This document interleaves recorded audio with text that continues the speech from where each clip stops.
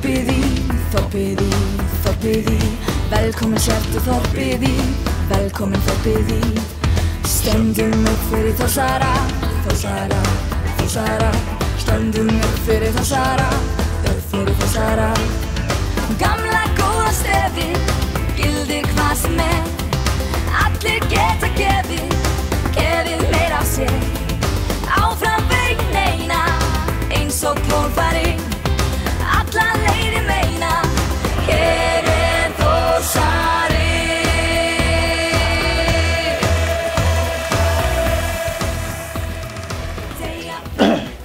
Heimir Hallgrímsson, landsliðsþjálfari.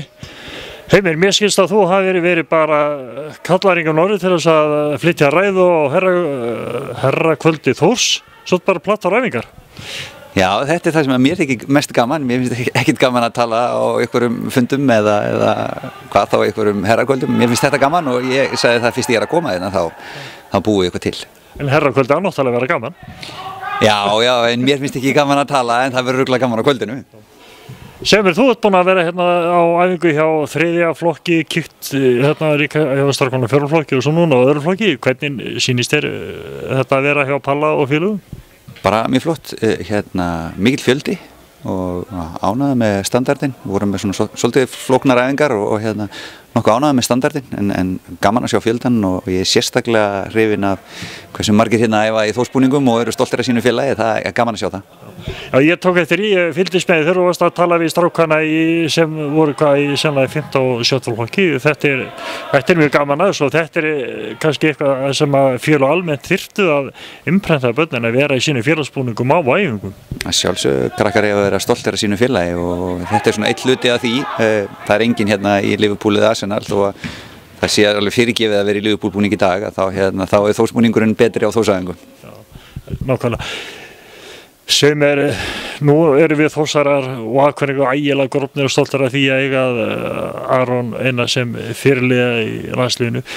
Ertu ekki sammála því að þetta sé mikilvægt fyrir hvers svona lítið sveitafélagi eins og hér á Íslandi að eiga svona menn eins og Aron í landsliðinu og hvað þá fyrirliða?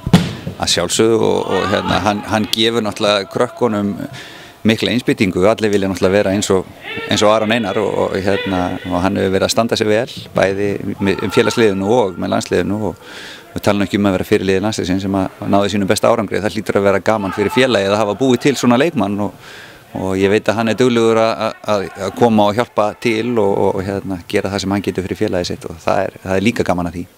Þú náttúrulega þekkir þetta úr eigin því að nú Hermann Hreiðarsson, þetta er náttúrulega verið mikil innspýting að hafa svona kappa sem koma og kíkja við á og til. Já, gaman þegar þeir geta gefið sér tíma að kíkja á heimabyggðina og tala nú ekki að styðja og styrkja og hjálpa til því að allt svona hjálpar til hjá svona litlum félögum eins og IBF og Þór. En þið sýnist eins og að svona heilt yfir að þá sé uppleggi hérna eins og Palli og félagar eru að stýra þetta sé bara í góðum farvegi hjá þeim? Sýnist á öllu en það er kannski erfitt að dæma eftir einn dag en það er búið virkilega gaman að fá að fylgjast með og ég er þakkláttur fyrir að fá að koma hérna og skoða, maður lærir alltaf einhvað.